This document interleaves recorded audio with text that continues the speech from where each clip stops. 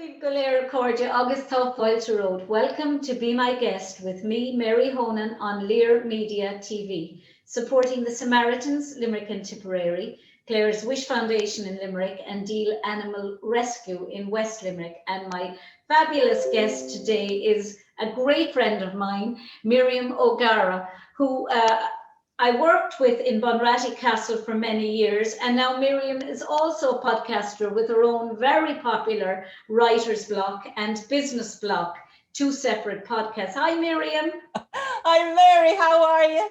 Oh, sure. Listen, I'm great. Strange times, but we're getting there through the podcasts. We are, and I think they're keeping us sane. They're keeping us, well, relatively sane insofar as anyone could ever call me sane. I could never be accused of that, Miriam. But be sane.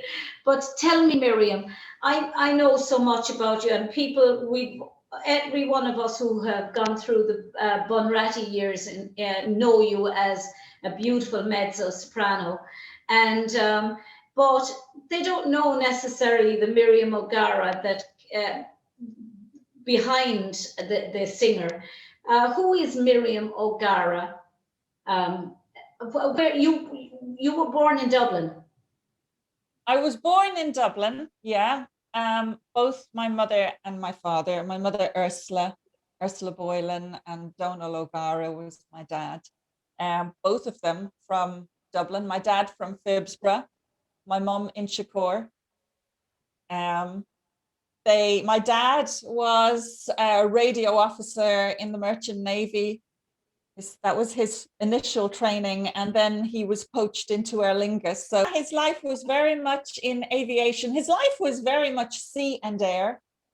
And my mum was, oh gosh, when she was about 17, she became secretary to Tom Roach in Roadstone, which was a huge job to get it at 17 years of age. 17. Wow. And she was then, because he created Cement Roadstone and all of these. Tarmacadam was his big thing. He brought Tarmacadam to Ireland and all these things. So it was quite a thing. And she was an artist. My mum and her brothers were artists. Great. Her brothers could, her brothers could basically do uniforms, and they were great draftsmen. And but my mum was the one who went into art in the true sense of the word. She was a student of George Colley, the artist, and he really informed her work, and yeah. And I still have about 36, maybe 40 paintings upstairs of Mum's, all nicely put away. Why put away? Surely they should be. Did you ever? Well, yes, except you don't have a husband who smokes. Well, this is it. But listen, Miriam, would you not consider donating them maybe to the local museum or the local art gallery in Ursula? Well, they are worth a lot of money. So I wouldn't donate them just yet. Would I? I would put them on exhibition, but that would, that would all have to be done in conjunction with my sister. I have one sister, Adrian. So yeah, I mean, it's and I'm still close, pretty close to her death. She died in 2017. She had an accident, and it was, it's not time, I don't think yet, but I do need to keep them archived and put away and safe, and make sure that they're not damaged. Away from column. Moment, Away but they were like her big her themes were very much nautical as well. Like, it's strange that my dad had started off in sea, because she loved nautical themes, and she did all the lighthouses of Ireland. She painted all of those, and so art was very much in the family. And she was a terrific pianist, and her father was a terrific pianist. So music was very much in the family. Oh, very much, yeah, very, very much part of the family. My grandfather used to play for James Joyce, the tenor, for Count John McCormick. He was he was actually quite in demand as a pianist as a very young man. He was in Yeah, Guinnesses. He was a yeah. smeller in Guinnesses, but he used to do a lot of accompanying, and he just But loved music. And he died very suddenly, and my mum stopped playing the piano isn't it and funny? never returned to it. My mother was a Heartbroken. soprano, and my mother was trained by Professor King Griffin and Sister Finbar in St. John's, and she sang for the beatification of Blessed Oliver Plunkett when she was 10, because St. John's Choir was the primary choir in Limerick, and they wanted St. John's Choir to sing the Oremus, and it would broadcast to Rome, and Mum was the soloist, and they had to Oh my gosh. how they had to stand her on a chair to reach the microphone because she was only 4'6". I'm 4'10". I was 3 inches taller than my mother, but she said, but the minute her mother died, she stopped singing. Isn't it Isn't funny? that strange? And I could never understand. It would have, I can understand, but I couldn't understand how that went on for so long, Yeah, in her life. Like, because her yeah. father died in 1960. But my mum didn't have the inclination to learn how to play again. And I mean, she could teach. She was grade 8. But she didn't actually want to do that until about 2003. Isn't it amazing? And And what I age could have was really five? benefited from my mum being a pianist when I was training myself. It would have been You know, great if she could have accompanied me on a few things, but that's how it my goes. You can had a never little force people. my mother had a little violin, and apparently she was learning to play it, and she hated the violin. She didn't want anything under her chin. She wanted a piano, but she used to play it, and her first cousins lived with them. My mom, like me, was an only child, so her first cousins loved being with my grandmother, so they were there all the time. But one of them got so annoyed with her playing the violin, he threw it in the fire. And he destroyed her violin, and she Oh didn't care dear. as an excuse because she really didn't want to play it at all, but her mother wanted her to learn it. It's funny the way, had I grown up with that, I probably would have played an instrument, but dancing was like singing with you, dancing was for me, do you know? Yes. Yes. And dancing. Dancing was something I was never good at. So I envy you that one, Mary. You were so brilliant. Oh no, I envy you singing. Well, Um, I loved it from the get-go, because when I started school a little late, you see, in Dublin. And what I age were you when you started? I was nearly 5. I was 5. Yeah, and my dad was in aviation, and he moved around a lot. Sometimes you just couldn't then get settled in a school because you had tried to get in at the wrong time of the year, and you'd have to wait. And this is what happened to me. And unfortunately, at that time, there weren't many qualified primary school teachers. There was a real dearth of them. And what pretty much happened was that I was too old, starting with all these 3 to 4 year olds, Yeah, and it wasn't the easiest, but I loved singing, and I kind of found my place by getting in contact with the other kids who enjoyed music, and the teachers who enjoyed music, and I settled then. But it was a bit difficult because it wasn't the best of experience. It wasn't the best start. And I was very heavily bullied at school yeah. because I had the wind ears, and pretty strong ones. And it got to the point, it was just before my 6th birthday when these really difficult kids, they'd been bullying me all the way along the line because of how prominent my ears were. But then they decided they were getting rocks and scissors. They were going to shape them into the shape they wanted. Aren't And I was children coming home. rotten? Sorry? Can't children be rotten? Oh, Absolutely and rotten. these were girls. Oh, they're worse. These I were girls. bullied once in school, but my mother put a stop to it straight away. It was just, it never happened again. And Well, my parents tried very hard, but unfortunately, they didn't get very far with unfortunately, the nuns in charge at the time took no action. oh, they So did I it. ended up, when I was very, very young, I had my first lot of plastic surgery, but it was corrective because they'd done so much damage, literally with the scissors and rocks, that I had to have corrective surgery. Really, Miriam? Yeah. And it was a fantastic man. His name was Geroid Lynch. And it was really funny because he had made such a big name for himself in Houston, in Texas. And back in 1969, which is when this would have been, Houston was the place for neurological reconstruction and for plastic surgery. Not Los Angeles, not Hollywood or anywhere like that, but it was Houston. And any of the accidents to do with the Apollo program, the space program, or any of the test pilots who were in serious accidents or motorbike accidents, they were all sent to this particular center that was heavily Air Force run in Houston.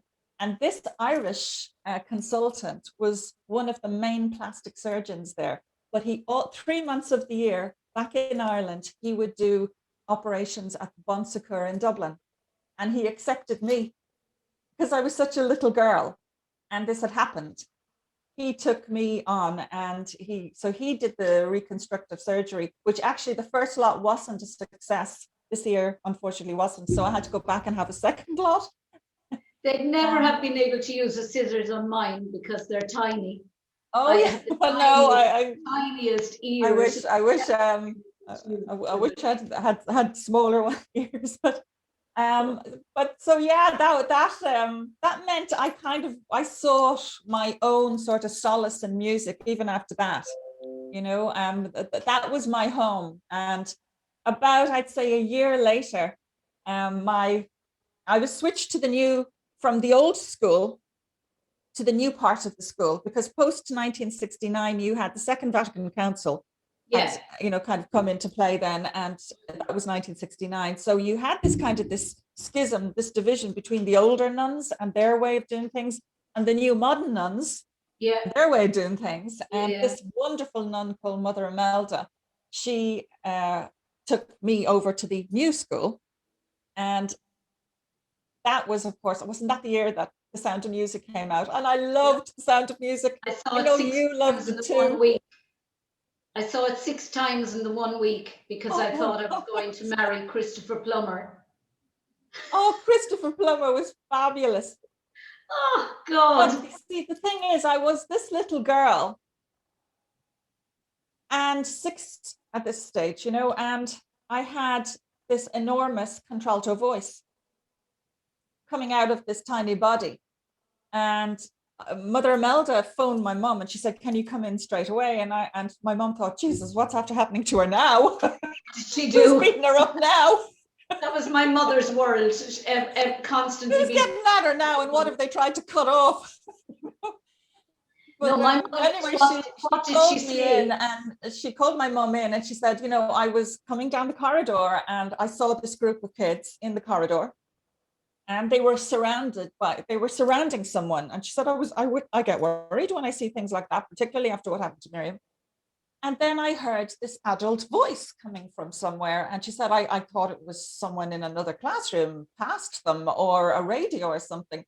And then the group opened up and it was Miriam singing "Climb Every Mountain" from The Sound of Music.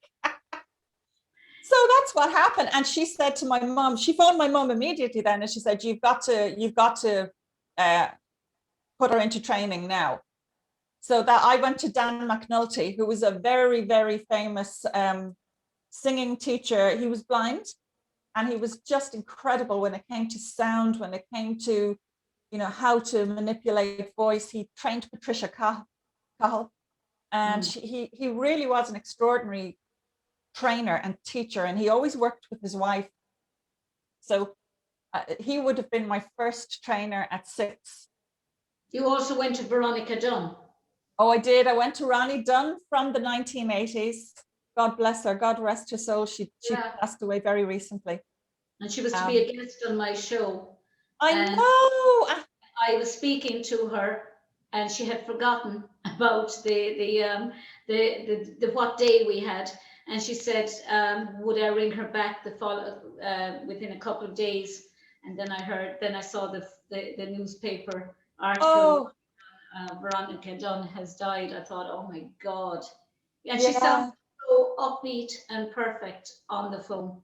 She was Yes, and just so she excited. always was. She was an enigma. She was an absolute enigma. What I loved about Ronnie was the fact that, when you were in a training session with her, she was very, very tough. She was very, very, very Yeah, hard, yeah, and yeah, she yeah. brought the best out in you. But the moment the class was finished, she was just your friend. Will we go for a coffee? Would you like to try on one of these dresses? She was fantastic when it came to lending out her fantastic ball gowns to her students. If she had a student who needed something and was doing a recital or something like that, she Things would like just, she that just, will be remembered more than Veronica Dunn, the singer, who was a magnificent singer. But what people will remember about her is her students will remember the kindnesses yes. more than Yeah. they'll remember the singer. And I think Well, I would say both, definitely. well, I mean, of because course, they'll her remember the singer. voice for so many years, certainly into her early 80s, her voice was still brilliant, still very strong. And she could demonstrate what she wanted you to do very well. Amazing woman. She was very good friends with Dr. Michael Casey. They were very, very, very good friends. And it was he who actually suggested I interview Veronica, and it was he who actually made the connection for me with her, and that's how that happened. I was greatly saddened by her death and the fact that I didn't get to interview her. I know, Uh, I know. which would have been nice. But Miriam, you lived a very exciting life. Your mother Ursula was also represented Ireland in judo, so she She was very did, yeah. accomplished Well, you woman. see, this was the difficulty. Because in her eyes, she was representing Ireland, but mom was an archer. She was archery was a huge thing for her, apart from painting. But her brothers, particularly her eldest brother, were martial arts champions. They were black belts. Well, her eldest brother was black belt in judo and in karate. And he used to sneak her out the bedroom window because her mother wouldn't want her involved in anything like that. But he used to sneak her out so that she could go to his judo club. But it was still British. The Judo Association of Ireland was still British. Yeah. And so this was an affiliate. The Dublin judo branch was an affiliate. So it hadn't made the switch over yet to being the Irish Judo Association proper. Yeah. It was still Like the under the British clubs. So yeah, she headed off with her brother and she represented Ireland in the Royal Albert Hall. And mom was extraordinary, really, because I think when people realized that she was very good at it, and now it was a difficult time because in the 50s, they didn't have very good venues to practice in. And there was this place called the Loft in Dublin where they did a lot of their practice. But the problem was the ceiling was very low. And on one particular occasion, mom took a really bad hit to a beam in the loft on the ceiling and did herself a lot of damage. She in a big throw, and she was being thrown. But she was a black belt in judo, and until that, really, she enjoyed every bit of it. But she then had to scale it back because her injury was lifelong. In the end, she never had a good back after that. Up to that point, my mom would try anything. She was really very physical. But you see, in those days, Miriam, health and fitness weren't what they are now. Yeah. And even in the 60s and 70s, 80s, 90s, well, certainly 80s, in Irish dancing, for instance, there was no such thing as warming up and cooling down and having physiotherapists along with you. When we went with Bunratty in the 80s, anywhere, you went on stage, you performed, you came off. Nowadays, post river dance and things like that, you have physiotherapists watching you. You do all the dancers do warm ups and cool downs, so they're very conscious of what's happening in their body and how to listen to their body. That Yes. wasn't there when Ursula was doing karate. Well, oddly enough, Mary, with judo, the warm-ups are statutory. You have to do them. And even then, and same with karate, you have to do the warm-ups. The problem was they didn't have the proper equipment. Yeah. They didn't have facilities and venues that were appropriate to the art. Exactly. That was the big problem. And some of the so-called experts who were doing the training in the 50s weren't. No, I mean, even in the 80s in Bunratty, when you think about it, I mean, many's the time we danced, or I danced on flagstone floors. Jesus, yeah, instead of a spring do that now. stage. I danced in the Pogue with Jared Stack, and as he was turning, it was a glass center. Do you remember the glass center on the stage to reflect upwards onto the costumes? I went through it up to my hip in glass, and there was a French group there that night, and I can still remember the shock, the silence that descended on the place. And I just pulled my leg out and kept dancing. And it was afterwards the shock set in. But you know, you didn't think anything about it then. No. Nowadays, the adrenaline takes over. Safety, everything is watched. Yeah, we're much more conscious as athletes or performers or that about how to tone yourself up, or how to warm up and cool down like you'd never do before. Absolutely. It's really important, super important. I mean, I didn't, as a singer, to be honest with you, and there are singers like this, I didn't always need to warm my voice up, particularly into my 40s. However, I have changed physiologically. In the meantime, I'm 56 now. And what I've noticed is that in the last 10 years, not because there have been changes to my vocal cords, which are still the same. I was blessed, really strong vocal cords. It's the muscles and the ligaments around them that have changed in my neck, and also then, you know, in my body. So now I will do warm-ups. I know I have to. I can't go in cold. Well, I interviewed Red Hurley, and he said to me that every single day of his life, he will not perform any song unless he's warmed up first. He never has, and he never will. It's always a regimen with him that he warms up before any performance. In fact, he said every morning of his life, he'll go through the ritual of warming his voice up. And he starts with notes, or he'll start with very easy songs and move on. Yes. And that, for a professional singer, that is really key. Keep singing the repertoire and get to know your own voice, because one of the problems in this country for many years was that a lot of voice trainers who weren't used to working with pros, they would just get you to do your scales, and you did the same scales, and the soprano and the contralto and the mezzo and the tenor and the they all did the same scales, but that's not right.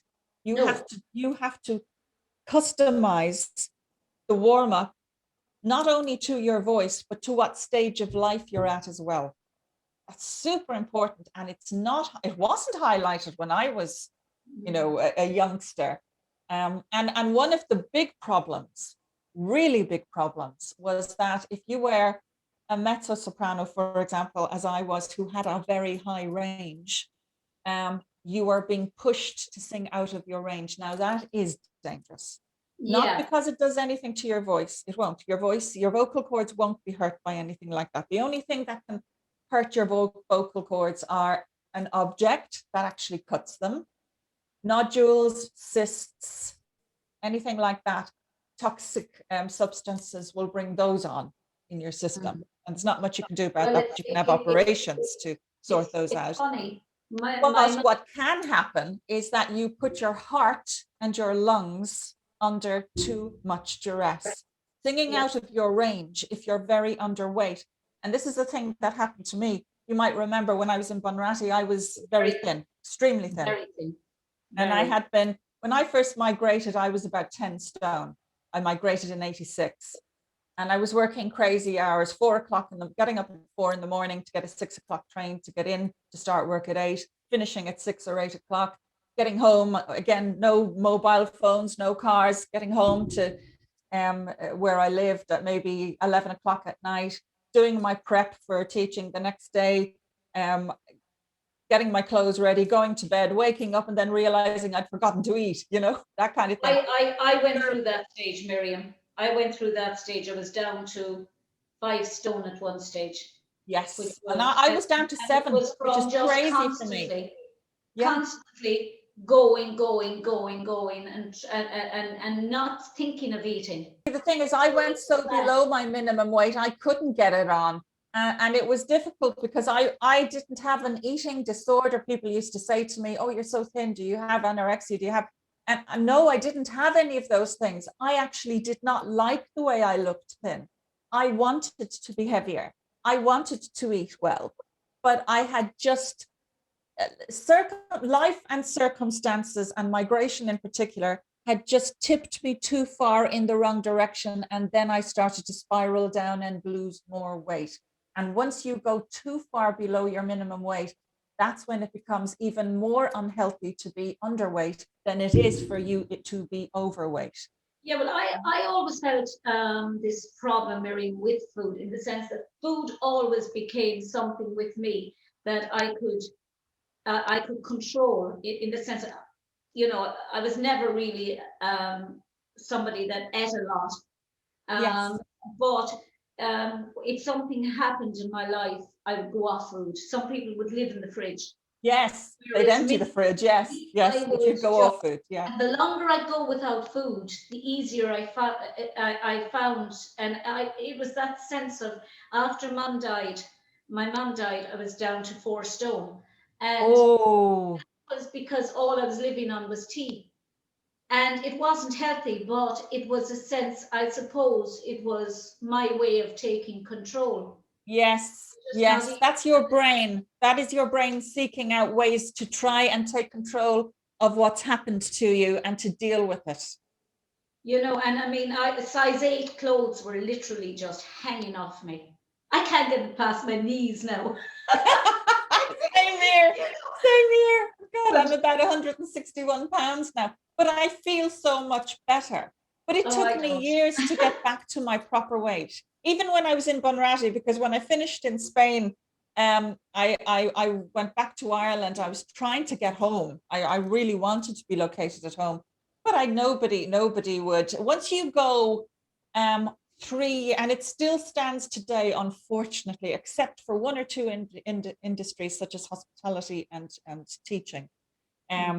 It still pretty much holds that if you are away for longer than 3 years, you're going to find it very difficult to get back into work here and to be accepted back. And I remember I remember you telling me this story. Yeah, I won't name the hotel in Dublin, but it's a very famous one. And I had an appointment at 9 in the morning. I was there for 8:30. I was the first one in the room, and it filled up very quickly. I reported in at the desk when I arrived. 6:30 in the evening, I was still there. The room had filled up with about 150 people and emptied out, and I had never been cold. I was busting to go to the loo.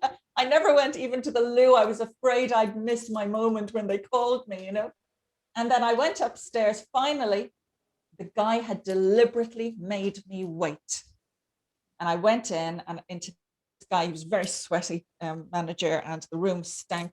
And he looked at me and he threw my CV back at me and he said, "You left. How do we know you won't leave again?"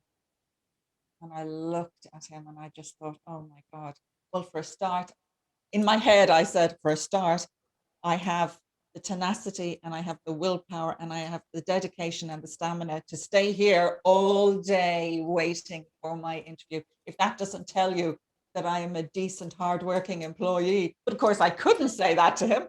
But I can't tell you, that was the worst experience of it, but it happened in various other ways, And I was nearly at the point of leaving, and my mum spotted the advertisement for the castles, and she said, why don't you give this a go? So I applied, and that's how I ended up. I was just about to leave and go away again, because I think in those days, you know, you're surrounded by Dallas and Dynasty and Falcon Crest and all of these women who are saying you've got to go and do it for yourself, you know. You've got to, And when you try to get do your it shoulder pads on and start being the boss. Do it for yourself, and we felt that we had to go and do it for ourselves. And I didn't want to have any gaps in my CV. I didn't want to be hanging around, you know, for years just waiting for something to happen here. I wanted to make sure that I was, you know, industrious and you know, if I didn't have, I figured in singing anyway that I would need the languages. So that's why I had gone to France and Spain to try and get the languages behind me to help me with my singing and that career. So, and that has worked. I mean, French became, from the point of view of classical music, it was very much, you know, the French repertoires were the ones I gravitated towards, like Samson and Delilah and Carmen and all of these. So from that point of view, it worked. I don't have to worry about whether I'm getting my pronunciations right. I speak French fluently and I speak fairly average Spanish, but it wouldn't be. But Miriam, your life was spent, I suppose, as a wanderer, if you like. I mean, because of your dad. Yeah, Dad's. You lived in Iran twice, and you escaped Iran with your family, and it's much. You've written about it. In Tehran Calling is a book I wrote.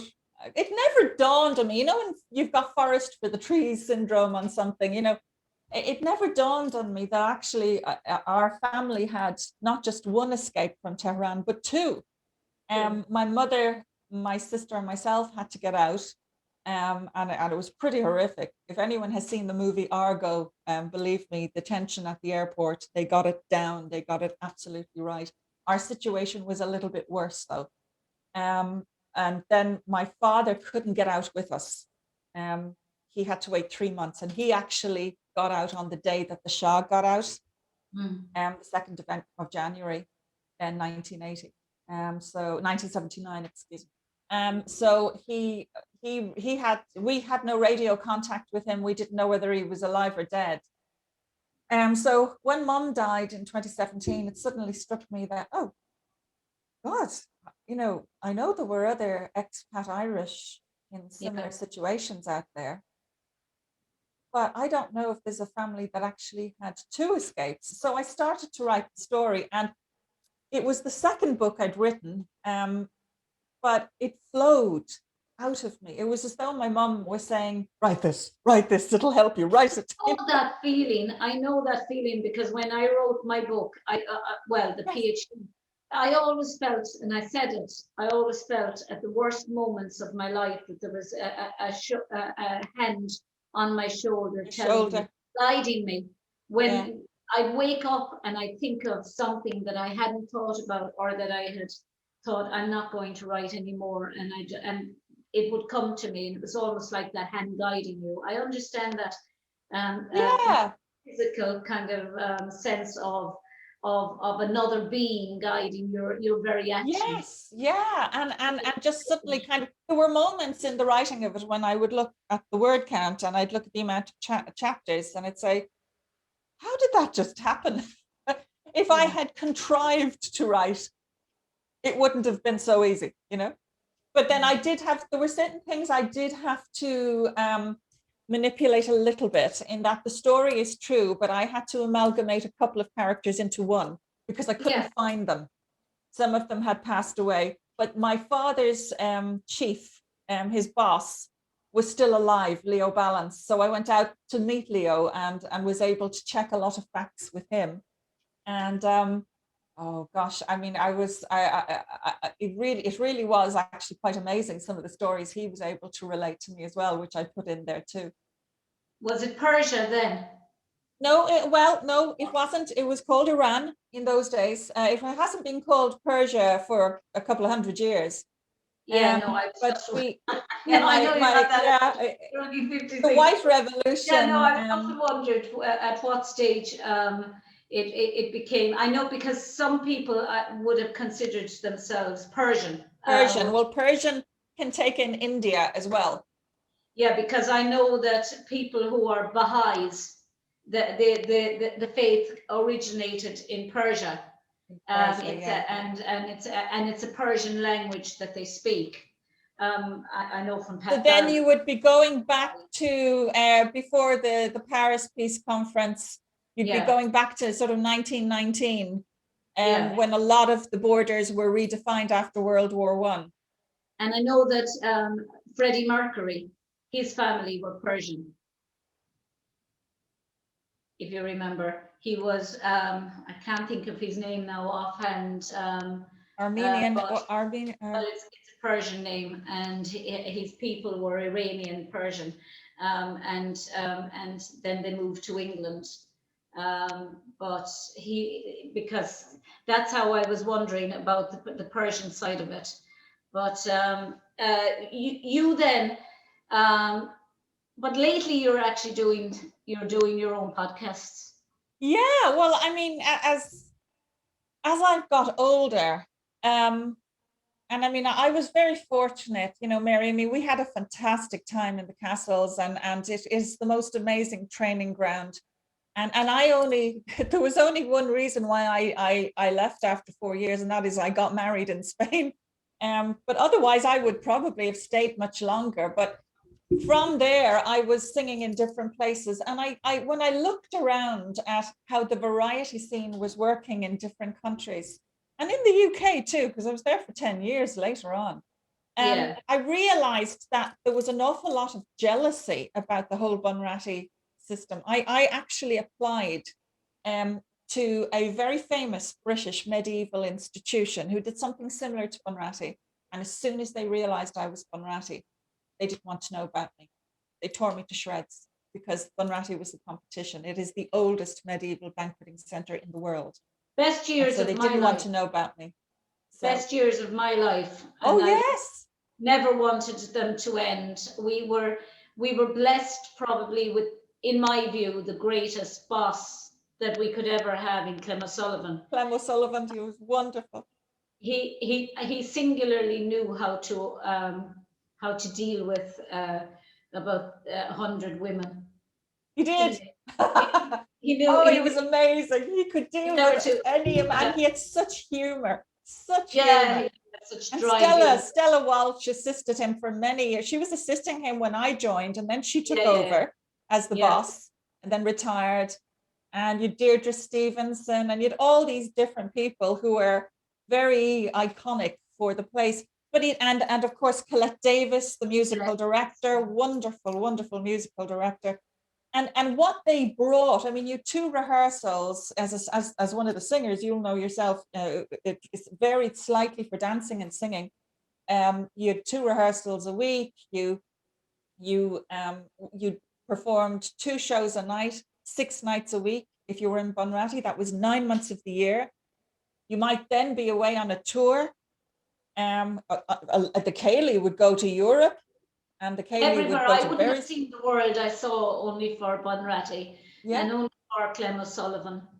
And the man was just fabulous in my eyes. I mean, I don't think I was lucky I had a day job as well in an office, 8 to 4. And then no wonder you'd no weight on you.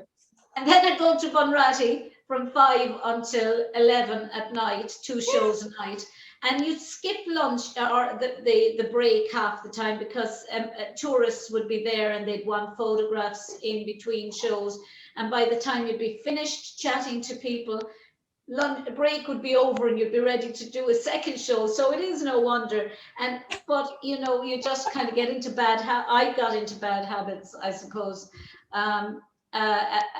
From eating habits, skipping. And that's very easy to do. Very easy to do because very often you don't want to, although we had meals available to us in between shows, you don't necessarily want to be filling up on food because you end up belching, and you don't want to be doing that in front of guests. And if you're a singer, you mustn't do this. So it's a kind of a chicken and egg situation. However, it gave you incredible experience. Your audience is a foot and a half away from you. Halfway. Yeah. And you've got to cope with all kinds of things happening. I mean, we had from time to time some quite unfortunate things happen. I know in Dungura, in the castle I was in there, we had a person pass away. We had someone knifed when I was in Bunratty, and we actually, until the police arrived, we had to form a cordon around the outside walls of the castle to make sure nobody left. And we had to do it very discreetly and diplomatically until police arrived. Where was that done? Where? No, that was in Bunratty. Oh, we I never heard. It was around Christmas. You know, you wouldn't have your normal banquet often at Christmas. You'd have very often companies come in and special groups. And sometimes you would have an unsavory group come in. And there's nothing you can do about that. You don't know about it. But it was such a rare event. But over the course of your time in a place like that, it could happen, you know. People are people, and it did happen. So I can honestly say I never experienced anything like that. We were there, and I remember Annette being asked by somebody, could she sing Lay the Blanket in the Ground? And she was horrified. She said, all those years of training, she said, going up and down from Lismore up to Dublin to have my voice trained to be asked, will you sing Lay the Blanket? Sing a country and western song. Oh, well, maybe they thought in the Cayley it would be possible to blend. They didn't quite get it. No, I mean, it was, I remember a very funny occasion, or just my memory of it is funny. It probably wasn't all that funny really, but we had a lot of Bavarians on one of the tours. Like sometimes the banqueting hall would have maybe 5 groups of different tours in the one banqueting hall, and you'd have Americans on 2 tables and Bavarians on 1 table and British on another table. And I remember the Bavarians getting up with their big tankards of, you know, basically mead, goblets of mead, and they started singing what sounded like God Save the Queen. A host of other British tunes, all in German.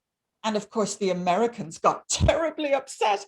How dare they sing British songs, the British national anthem and all these different songs. How dare they do that in Ireland? How dare they insult the Irish like that? And of course, what they didn't realize was that these tunes were initially Bavarian beer songs before they ever became, you know, British. You know,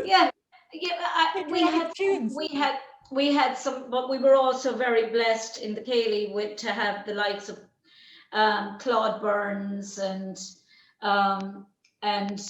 John Walsh and all of those people are long gone now, and Aidan White. I mean, Aidan White. I don't think. I think Aidan White to me is everything that Bunratty. Everything good. Yeah. Everything good about Bunratty is Aidan White, because he's managed since. This man was a banqueting manager. Yeah, he was the banqueting manager. But he's managed since then to keep and to try to forge efforts to keep everyone together and organize these annual or regular events where we either go to the castle or meet up for a meal, and everybody keeps a close contact with each other. And I think that is so vital. Yes. Always has to be some one person that actually keeps everyone together. When you've spent that much time, I mean, I spent more time in Bunratty than I spent at home, because I get up in the morning, go to work in Neodata, and from Neodata to Bunratty. So I saw my family less time than I saw the people that I was in Bunratty with, the likes of Annette. It was an extraordinary situation, Mary, wasn't it? Because the whole world came to you, literally. That's it. And you never saw the same people again, which I think is an important point to make. We only saw a group of people tonight, and we saw another group of people tomorrow night and the next night. So you could be absolutely yourself, because you knew you were never going to be judged, because you never saw those people again. And they went off, so you could be absolutely yourself with them. Whereas you're more inclined, I suppose, to watch your P's and Q's and watch what you say, in case I was anyway, as an only child, in case people would think badly of you, or if people would judge you or say, oh, she's a fool, or she's stupid, or whatever. But was, you could be yourself with the American tourists or the English tourists or the French or the German, because you're never going to see them again. The yeah. chances were, unless they came back the following year and said, "Hi, Mary, I'm Yeah, back whereas again." you would see the guides. The You'd see, guides could return, but the individual guests. And I mean, that's why, after a number of years doing that, I realized it was the closest a variety entertainer would come to doing rep, yeah, and the training and the basically putting you through a mint, almost you were being put through a mint like a coin, and you yeah. were coming out the other end perfectly minted. And it was from that perspective, I gained so much from it. So, and then going on to do other things later on in my own solo career. I mean, I was Um, 14 years there, Miriam. you were 14 years, yeah. It was a long time. It It's was a lot 14 to years, lose. Yeah, 7 nights a week. And yeah, when you weren't in the shows in the winter months, you were on tour. So yeah, and bless him, Clem brought me on every single tour. yeah. Yeah, And but you see, yourself and Jared Abe, Stack yeah, and were Abe, the most exceptional dancers that I think the Castle's ever had. The two of you just had a pairing on stage that worked incredibly well. I mean, you were brilliant partners on stage, and it was yeah. absolutely I stunning to think the watch you. important I've thing. never seen anyone jump as high as you, Mary. You could Mm, jump so high. It was actually quite amazing to see. And I would sit there sometimes if I went on my days off and I'd watch and I'd say, just look at the reaction of all these faces. yeah. Never seen anyone Just jump as such a high as you. pity. I think my greatest disappointment from the whole years of the castle is that I don't have any video footage of me dancing. No, Nothing. nothing. I'm sure Americans have videoed, but and we You did should put out a call, Mary, to anyone in the years in the 14-year range that you're talking about of the yeah. Cayley. Ask. Nothing. I mean, I have we performed in Germany, we performed on TV and everything, but I have no footage at all. Nothing. Apart from at Linda Ball's wedding, we did a step down the line, and at Carmel Hickey's wedding. Other than that, no, I've nothing that shows our time in the castle, which is a great pity, really, that we don't have that. But I suppose people weren't as conscious about videoing Only things. you could get the names of the programs that you were on. They should be archived somewhere in Yeah, Germany or on they should be archived on something. it should be Germany, France, Italy, Spain, not Spain, but Germany, France, Italy, Austria, Czechoslovakia. No video footage at Oh all. dear. I mean, it's Yeah. just like a whole part of your life has been it's just consigned to your memories, but memories are wonderful. But Miriam, you started writer's block, and I know you teach music online, and you teach music, and Well, singing. I teach also taught singing. executive I I English. I teach singing. Yes, Yes. and you taught executive English to mostly people from the. I should actually say that I made a mistake. It's Freddie Mercury was born Farouk Bulsara, and he was born in Zanzibar to Parsi Indian parents. Yes. I Zanzibar, thought that it wasn't. Yeah. Yeah. yeah. But And he at the same time, so much of what you were talking about still applies. yeah, yeah, yeah. But I mean, he was an immense. While we're on him, an immense singer. I mean, when Oh you listen to the version of Barcelona with Montserrat Caballé, yes. Sweet Mother of God. I mean, I've always loved both opera and rock. And the reason I like rock is because I think the blend is good. You've got the opera, you've got the rock. I mean, it's and Montserrat, that blending of Montserrat Caballé's voice with Freddie Mercury's rock voice I mean, he had four It was octaves. amazing. Yeah. He had four octaves. He could have sung opera if he chose that direction to go. And you know, and I just think it'll go down in the end. You talk about my I suppose my partnership on stage with Yeah. Ger Stack and that. But when I look at Montserrat Caballé and Freddie Mercury, it shouldn't work, but it But it just does. Yes. I think it it is. surprised a lot of people, didn't it, at the time? It It's just. surprised me. But you But see, she knew she it would work. recognized in him. She knew that it She would knew work. his talent. She recognized it in him. Absolutely. He loved her and she loved him, and I mean, on paper that should never have worked in a million years. And the purists in opera would have said, "Oh no, you're doing the wrong thing by having a collaboration with a rock singer." But Yes.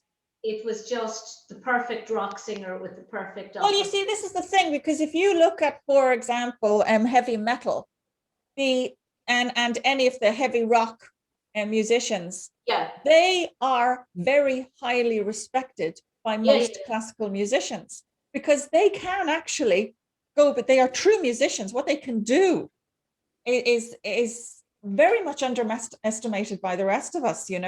They tend to be extremely good musicians, and I mean, and they and when you look at the heavy metal group Disturbed, I don't know if you saw the video I shared with you of yes, the lead singer's version of The Sound of Silence. yes, it's fantastic. I know I don't think his I'll voice is ever, amazing. even including Simon and Garfunkel, I don't think I'll ever hear a version of The Sound of Silence that was sung by him. But he's classically trained baritone, and he also has four octaves, and and it's just It's breath. electric, yes, yeah. It's just, And also bands like Rush, for example, the Canadian band Rush. yeah, I mean, Neil Peart, who was the drummer, had a PhD in English. He wrote all the lyrics for the songs, and they are poems. They are literally pieces of poetry. yeah. What we don't always understand about a lot of these musicians is their other attributes feeding into their music. I mean, it's the same with Queen. You've got dentists in the band, you've got Astrophysicist. astrophysicists in the band, you've got and all of that comes into play. This is not This is totally what I was divorced. going to lead on to, Miriam. This is what I was going to lead on to. Do you think your creativity and your innate creativity, because you're a singer, you're an entertainer, you're a teacher, A linguist, yeah. linguist, and now you're doing broadcasting with writer's block and with business block. Do you think that when we go through the arts, like, and how important it is for children to be put into the arts, whether it's music or dance or theatre or drama or whatever, that they're in, that it helps them, it builds their confidence to Yeah. believe that no matter what they do in life, that they can fake it till they make it. I mean, you took up broadcasting later in life, as Well, did I actually trained as a television presenter in you did 2003 and 2004 in Westminster. in Westminster, yeah. But Positive I production. took it up later in life. But you kind of, no matter how nervous you are, you have that training since Yes. childhood, whether it's in Yeah. dance or whether it's in singing. Well, this is it, the performer. And this is where people in business now are realizing that they've got to be able to develop the performance side of their approach with people. I mean, I remember when I used to be head of film and media studies in a school in Canterbury called Stafford House College, and I was with them for about 6 years. And I remember some of I won't say what country that these people came from. I don't want to be a racist or anything, but this particular young man was he was a prodigy. He could play anything on piano, but also he could play any instrument. You only had to show him one and he could pick it up, and within 2 days, he's almost mastered it. And his father was insisting he only study business. He was not going to go to music school. He was not going to apply for anything, any of the universities for musical scholarship or anything like that. Not allowed, not going to happen. And it was criminal because this young man did not want to do business, you know. And the father wouldn't even sit down and make a deal with him and say, look, if you do business, then I will pay for your music education. But just do the business degree. But aside from that, it's very narrow-minded in a sense that even for business, the people that do the best in business are the people who have, and the people who do the best in every walk of life are people who have been brought up with a sense of confidence that they've got through the arts. And this young man was losing his confidence in the things he was super talented at. And it was getting to the point now where I was trying to figure out, how am I going to save this young man? Because I know exactly what's going to happen now. He's going to say, well, this comes easy to me now, but it's of no value, so I'll just forget about it. And I'll only focus on the stuff that's hard for me, that my dad wants me to do, you know.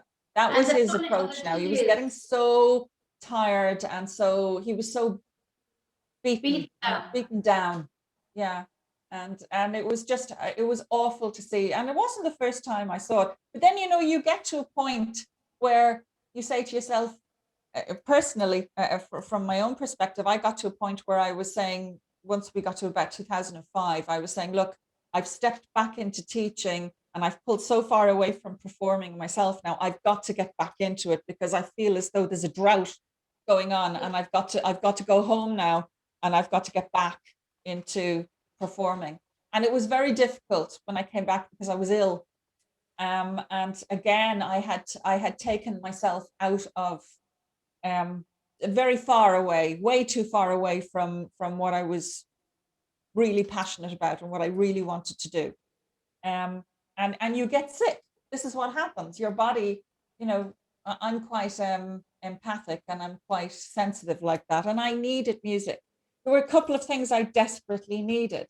I needed to be home. I need to see land, sea, and air. I need the mythology of Ireland. I need the folklore of the country. Bunratty, to my surprise, put me on that road. Me too. Because until then, I was just a middle class Dublin woman whose father was in aviation, and we'd been everywhere. But I wasn't really in tune enough with my own culture. Everywhere and nowhere. Everywhere and nowhere, exactly. And I actually felt this the buds of this starting to grow in me when I was in Bunratty, in County Clare. And then drifted away from it again, but needed to come back to it when I got sick, when I came home and got sick, because I became highly allergic to a number of things and quite dangerously allergic to certain medications. So I needed to get back on my feet. And again, just as when I was as a much younger woman, when I had fallen below my weight, my proper weight, I went back on stage because I knew my talents would heal me. Exact 20 years later, the same thing again. I needed to go back to doing what I was talented at, because whether you think you're good at it or not doesn't matter. You will not be well in yourself. You will start to become unwell in yourself if you're not doing what you're good at. Now, of course, there are things that will happen, and you're mentioning there about coming into broadcasting later. Yeah. I didn't see the point. I did the courses, I did the training, and they were very useful, but I actually still saw myself as singing first. But now, once COVID hit, what could I do? I mean, I'm sure you sat there as well. You'd been broadcasting now for about 8 years, though, properly in a radio station. So for you, it was more a workable situation. But for me, I was saying, oh my God, right, we're in this situation. How am I going to keep myself creative and keep myself from going mad? You know, there's got to be something I've got that I can use within the four walls of this room that will work. What skills have I got that I can take to this little box, which is the computer in front of me? How can I make some magic here? And I think that's what you and I have been trying to do. And lots of other people the same. So very early on in the pandemic, I decided I'd start writer's block. I have a couple of degrees in literature. I'd written a couple of books at this stage, but as a singer, I wanted to bring in people who were singers, directors, actors, and get them to talk about their lives, but talk about how they use text and what text means to them. So all kinds of texts. So whether that's a novel or a film or a song or a musical composition or a screenplay. And that's where we were going. And to be honest with you, it got really exciting. I got some great guests on. I had Maureen Jennings, who's the author of Murdoch Mysteries, came on. I don't know how I managed to get the actor Richard Chamberlain on, because he never does interviews, but I caught him on the right day. And he came on and I gave a great interview, and various different, Alison Arngrim, who was Nellie Olson in The Little House on the Prairie.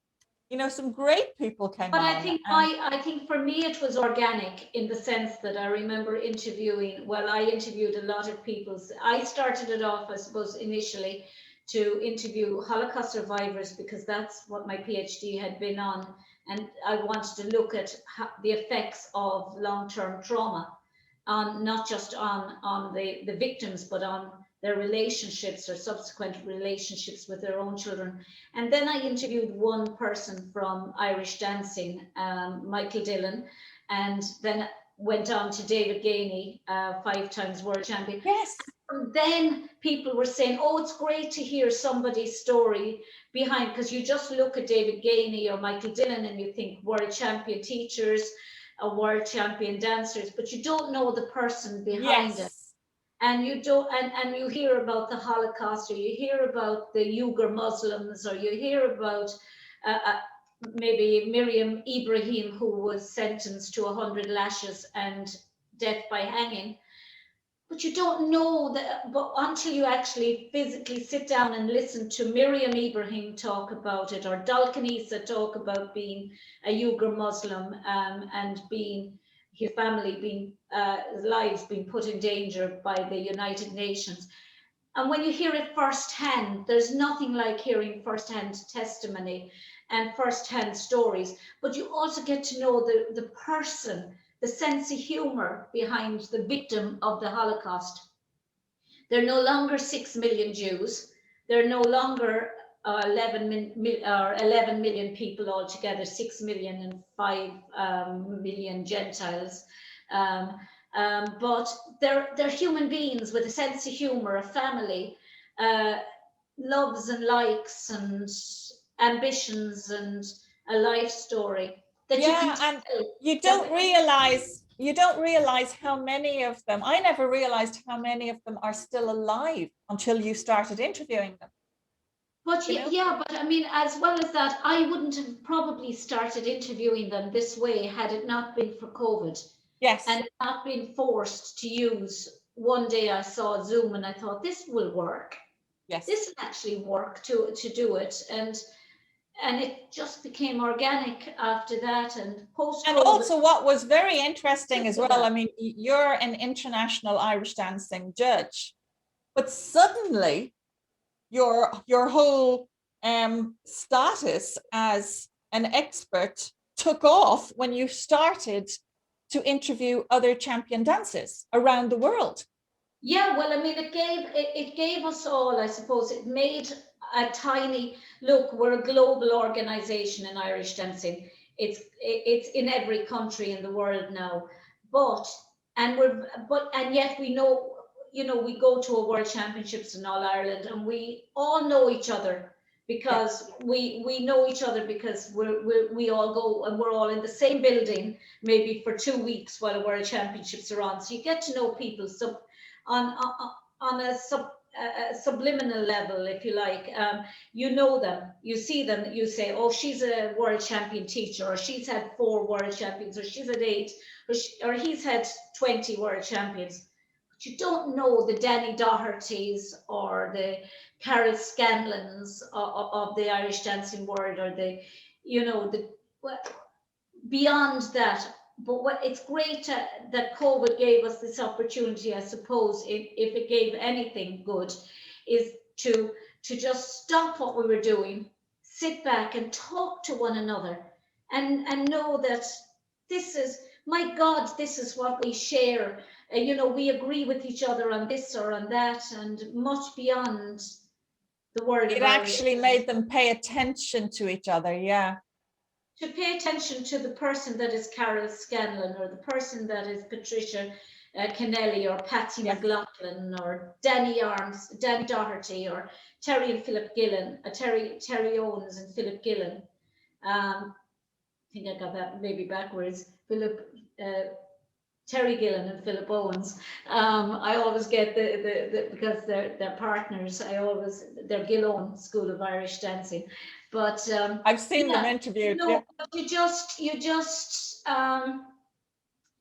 it's given us this opportunity to recognize each other beyond what we would ordinarily have seen each other as, just dancing teachers, adjudicators, and by their status within that, but as human beings who had Yes. lives outside of dancing, or Yes. lives outside of the Holocaust, who have had their lives, or in your case, people who are telling a story about their writings, why they came to writing, and that.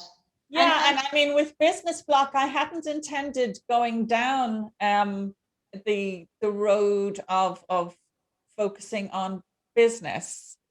I had really only thought about focusing on the arts, but then I'm part of a movement called the Women's Inspire movement, and I happened to interview on Writer's Block. I happened to interview the founder of the group, who had written a book. And then afterwards, she said, well, would you mind interviewing my clients? Samantha Kelly is this lady's name. She's called the Tweeting Goddess. And she asked me if I would then start interviewing some of her clients. So I do about one of hers on a Monday. And then I said, okay, well, right, maybe I'll open this up to local business, international business as well. So on a Thursday, I do non-Women's Inspire members. And it's just to give people, you see, the problem is, because now people are having to flog their goods online now, who is the person behind the product? Yeah. You know, and what are they doing? What help do they need? And what are they offering? What value are they offering the community? And everybody's having to think in terms now of, okay, I've got a product, I have a business, but what other value do I have? And it seems to be all about that now, looking at what value I can offer. But And do you that will think separate you from the crowd then. So getting them to talk about themselves and their histories, and some of them have quite extraordinary stories. Yeah, and again, it comes back, even though this is a business show, it still relates right back to Writer's Block for me, because it's all about the story. That's exactly it. And the same with me. It's all about the story, people's stories, their individual stories. I mean, Miriam Ibrahim was an extraordinary woman for me. I mean, her father was Muslim, but he abandoned them at 4, and in Somalia, and she was reared by her Christian mother, and she was charged with apostasy and told that she was going to be executed if she didn't convert to Islam. She refused. She was pregnant, and she was in prison and shackled for the entire 9 months, or for the entire 7 months that she was pregnant, with her little boy beside her, her 2-year-old, Michael. And eventually the Vatican and the Americans and the British and the Italians and the Australians fought for her to be released. And she just got to the airport, and she was arrested again with her husband and her children. And finally she was released. But unless you would actually sit down and talk to Miriam Ibrahim, she's just a person who you hear about or Tommy Reichenthal, just another Holocaust survivor, or just another business person in your case. Yeah. To find out who the person is, it makes it much more homely. And also it's also realizing that they are really put to the skin of their collar, if you like, in that they are really, really just making it through. You know, they're basically surviving day to day. And yet they're trying to keep their businesses going. They're doing everything in their power they can. Some, of course, are really quite adept, and they're almost the Bransons of this world, you know. Others that you will meet are really fantastic business people who are just hanging in there. But what I find difficult is when you sometimes hear people say, so-called experts say, oh, well, if you're not making money, then it's just your hobby, it's not your business. And that is so wrong, because for you to actually grow a business takes so much courage. And there could be years and years and years and years of, you know, things falling through, and still you're sticking with the project, and you're hoping you can get the right venue, and you're hoping you can get the right people on board, and it can be a nightmare, and you hang in there, and it's tenacity and it's bravery. And for someone to turn around and say, sorry, it's nothing but a hobby unless it's making X. But it teaches you a lot about yourself as well, as a person yes, who has your the strength, growth. Your strength of character. And I wonder, back again to how important you think getting children involved in activities that are either whether they are competition like running or athletics or any kind of sport, or involved in theatre, which is not competitive but is in a sense that you're competing for parts with other people, and whether it's that sense of performance.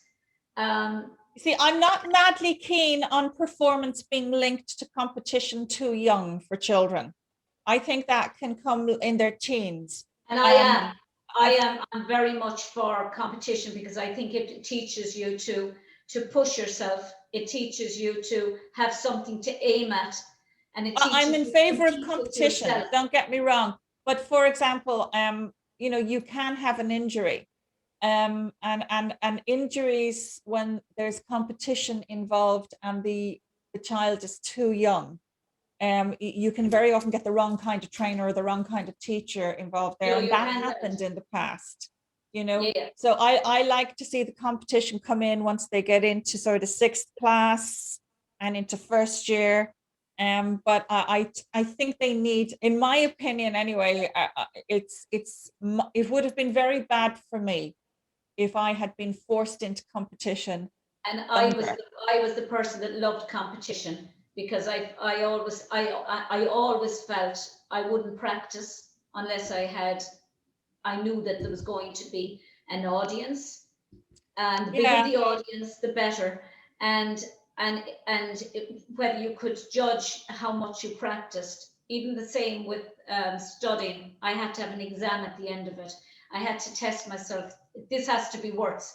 This has to be worth. Yeah, some people are like that. For me, that wouldn't have worked at all, because when I was 10, I fell off a very large wall, an extension wall, and unfortunately, it was just an extension wall that was in someone's garden, and it was a very serious head injury, and I was 10.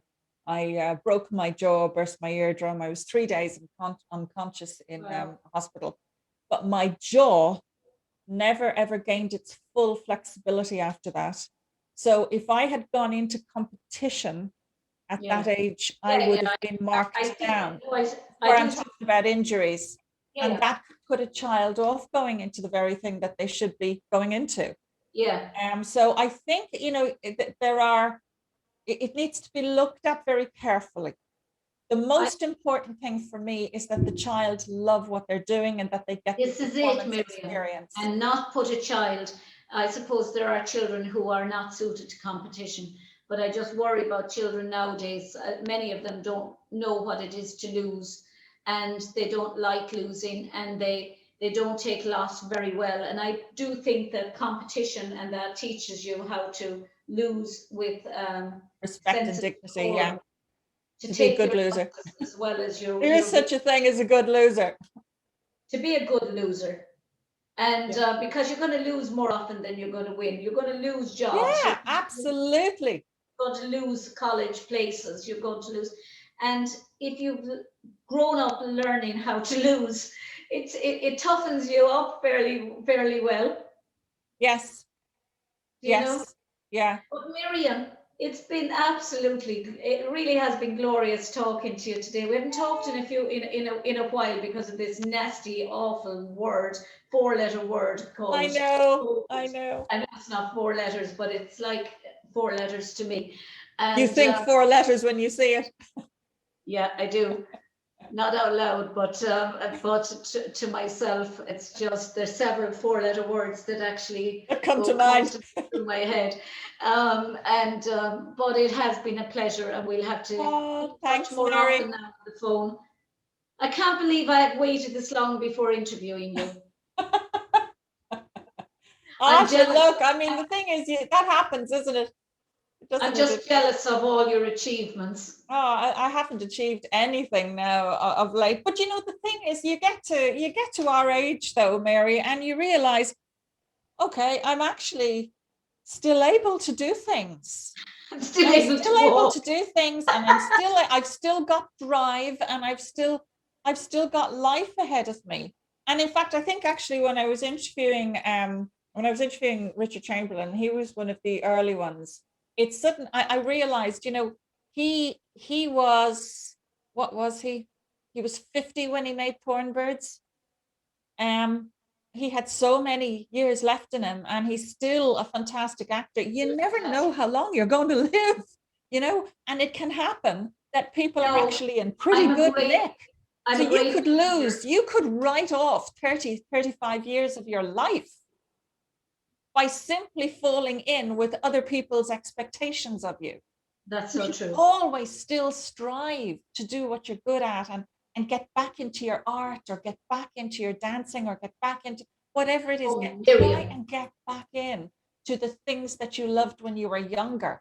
Yeah. Because that you is still there. It's still inside you. And just because you're a mom now, look, your kids are going to grow up and go off and do their own thing. Yeah. They want to see you happy and confident. Then they'll be happy and confident. Do you ever see the photograph on does the rounds on Facebook of the old she's about 90, and she's got a little bun, and she's sitting in a wheelchair with a shawl around her, and she's doing this with her hands, and she's moving beautifully in the wheelchair, and there's a mirror in front of her. And inside in the mirror is a young girl dancing as a ballet dancer. And every time I see it, I think that's me. Because inside, I'm still the dancer I was. Of course you are. Until I actually start dancing. And I haven't got any elevation or whatsoever. And people say, oh, but you know, it's only a level of fitness. Muscle has a memory. My muscle has Alzheimer's. No, but it doesn't mean that you actually have to get back on the boards. Although I still think that you could go the ballroom dancing route. But it doesn't have to be Irish dancing, although that might seem like a sacrilege to someone of your standing in the Irish dancing community. I love ballroom dancing, and that I loved it. It probably should have taken up ballroom dancing instead of ballet. Was my first love. Ballet was my first, and but actually, yeah, do you know, Mary? There's a lady called Jane Byrne. I must put her your way. She was a ballet dancer. I will. I'll put her your way. You'd love talking to her. Yeah, I'd love to talk to her. Well, Miriam, it was a delight. Miriam O'Gara from Drogheda. I'm living in Drogheda, yeah. It's just funny you were talking about your mum singing at Oliver Plunkett's. I mean, Drogheda is where, you know, his remains are in St. Peter's Church here. Limerick was the last stop he made before he was hanged, drawn and quartered.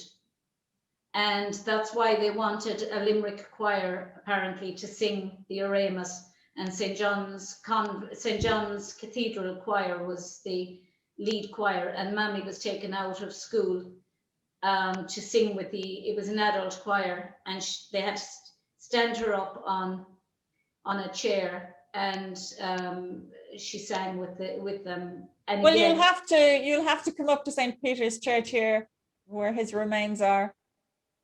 It was horrific, but horrific period in our history. It was, yeah, and the door, the door to his cell is there as well. It's quite a thing. And his poor head was stolen twice in the last 4 years and returned.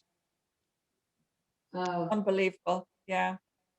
Who would want to steal? They need to have some kind of Vatican guard on that shrine, I tell you.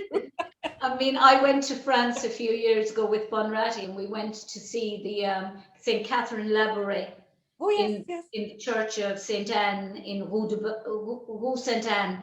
And it was just spectacular to see her preserved. And she's tiny, and to see her preserved exactly as she was. And you'd imagine that we're talking about Ireland, of course, and France.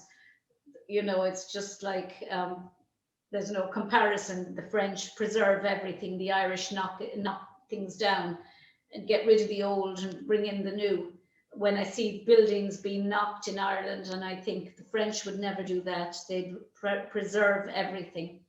Well, hopefully we're getting a little bit better now. I mean, there certainly is a big movement. I'm very much in favor. I mean, you probably know, shortly before COVID, I had just switched over to singing under the name The Celtress. And that is because I'm a songstress and I love my Celtic heritage. They're two very important parts of my life. So I came up with the name The Celtress only because one part is songstress and the other part is Celt, so Celtress worked. And it for me, that is very much about looking at the old and preserving it, looking back at our mythology. In fact, I'm about to put up an interview I did with Anthony Murphy of Mythical Ireland. And he's all about this. It's all about the preservation and reconstruction of our Celtic past. Miriam. I'm a great believer that our folklore should be taught in schools. Oh, absolutely. I mean, this is hugely important. The Tua de Dan and Cuchulainn Satanta. Absolutely. Yeah, I love all of that. And and in my years away as a person away, I mean, I was away for 18 years altogether. And you'd say to yourself, and I actually said this in the interview the other night with Anthony Murphy, I said, you would become aware that people saw you differently, particularly when I was living in the UK, more so when I was living in the UK. I mean, I might have looked like a middle-class white woman, but I didn't fit into the middle-class white British woman mold. Yeah. And so they're looking at you at times and they're saying, what is it that's different about you? And sometimes you can be alienated. And sometimes it's because you're an artist that can happen. But in this case, it wasn't. It was because they were seeing something in me that was different again. And it took a while for me to realize what it was. It was this side of me, this Celtic side of me coming through, this part of me that needs to be in touch with land, sea, and air. I need to see an horizon. Yeah. I need to see that. I need to be around water. I need the spiritual elements of that. And we are a country who Eire, the goddess Eire gave us her name. Eire comes from that. That's going to be one of my music shows. Oh, is it? Eire. Oh, yeah. Really? Yeah, well, now that's confirmation. It's to happen. Yeah. That's I named it Eire, after which Eire, for anyone who doesn't know or have heard the name Eire, which would be the more modernized version of Eire. Eire was the goddess of Ireland, and yes. The name Eire came from it, from which Ireland came. Yes. But it's Eire. You'll enjoy this interview with Anthony because he goes into that. Yeah. I'll send you the link. Well, Miriam, this has been fabulous. It's been great. You've done so much in your short life. Oh, so have you. So have you. You're still going. You're still going. Don't write yourself off yet. Still going. None of us can. We've got now more reason after what's happened in the last 18 months. We've more reason to actually. We've survived all of this, so we've got to push on and do what we're supposed to do. We're survivors. Sin deireadh leis an clár. That's the end of the show for today. Until the next time, Le Cún of Day. But Wallam Tugalir Chiacona, Sonus Agus Gra, I wish you peace, happiness, and love. And I thank my wonderful guests, the broadcaster on Writer's Block and on Business Block, Miriam O'Gara. Good day, Shifslán, Miriam. Good day, Shifslán, agus Gurav Mahagat. A Nábara. Slán agus Banach.